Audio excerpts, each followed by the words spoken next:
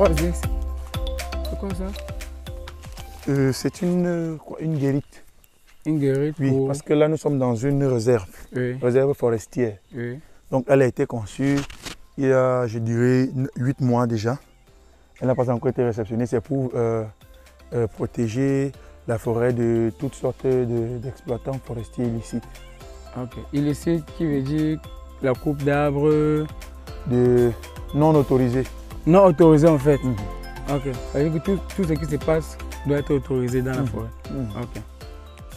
So right in front of us we have a tourist guide. He's going to give us a brief history of this tree, which is actually a historical monument, as I can say, in the country, because it's known for its age and its size and its characteristics. Actually, to gauge it is not easy.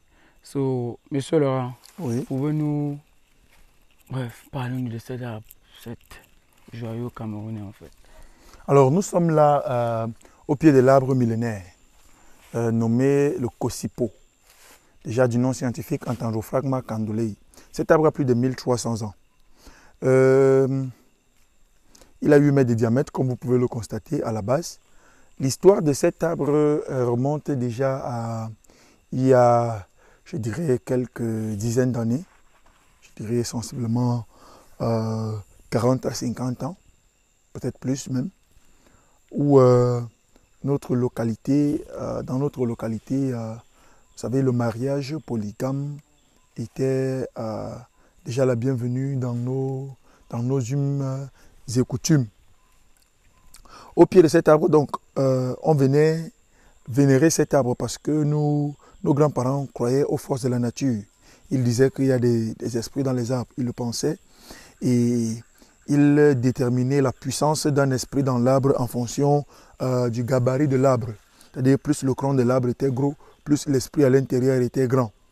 Alors, à cause de ce que cet arbre que vous pouvez voir s'imposer dans la forêt, il s'est très vite vu attribuer le nom de arbre à palabre.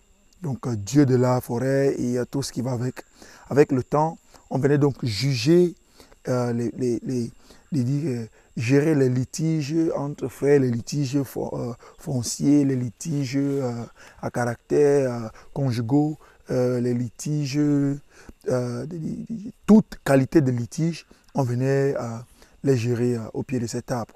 Alors, les plus connus, c'était les litiges vraiment à caractère conjugal parce que, vous saviez, nos grands-parents pensaient que l'infidélité ne se conjuguait qu'au genre féminin.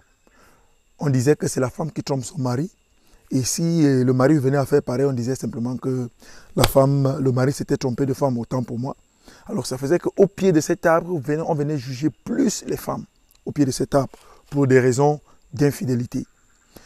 Nonobstant le fait qu'il soit un arbre à palabre, c'était aussi au pied de cet arbre que toute la population se réunissait et le grand prêtre au pied de l'arbre avait la capacité, l'habileté de prédire l'année qui s'annonce. Est-ce qu'elle s'annonce très fleurissante? Est-ce qu'elle s'annonce pleine d'incidents, de malheurs ou quoi que ce soit? Ou alors elle s'annonce vraiment une année de bonheur? C'était au pied de cet arbre que le grand prêtre avait la capacité de prédire, je dirais, l'avenir.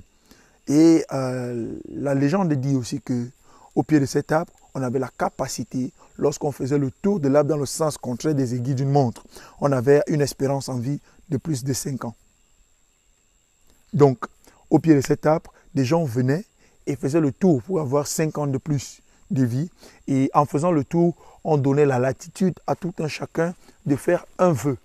Je dirais dans sa langue vernaculaire, disait-il, parce que, disait, les dieux écoutent toutes sortes de langages, parce qu'ils sont les dieux, ils sont à la base de tout.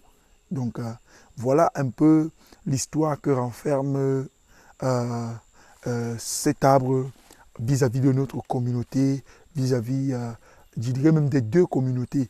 On parlera de la communauté Enois et de la communauté Etenga, deux grands groupes ethniques qui venaient là au pied de cet arbre et échangeaient.